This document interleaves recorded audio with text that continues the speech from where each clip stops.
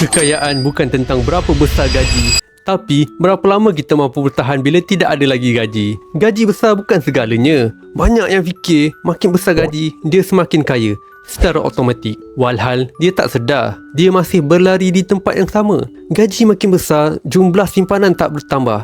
Gaji dah naik berkali-kali, jumlah harta yang berjana cash flow tak bertambah. Sebaliknya, yang bertambah hanyalah hutang. Makin lama bekerja, makin besar hutang yang dikumpul. Tapi dia masih fikir dia semakin kaya. Betul, secara zahirnya nampak makin kaya. Kereta makin mewah, rumah makin besar, hidup makin bergaya. Hakikatnya, di sebalik kemewahan itu, yang bertambah hanyalah hutang. Banyak orang fikir gaji besar adalah segalanya. Dia ukur kekayaan seseorang berdasarkan selip gaji dia.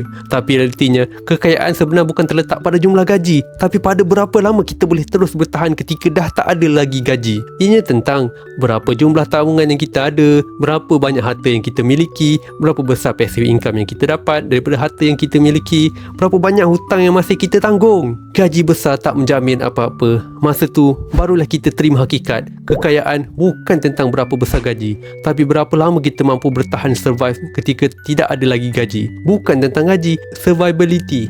Kalau tak, itu tandanya kita belum cukup kaya walaupun bergaji besar. Kekayaan bukan sekadar tentang gaji, tapi tentang survivability. Itulah sebab kenapa saya tak berhenti educate masyarakat supaya menabung, menabung dan menabung. Sebab gaji besar tak akan membuat kita bertambah kaya kalau tak menabung. Bila ada duit lebihan daripada tabungan 12 bulan gaji, gunakan duit tu untuk tambah harta.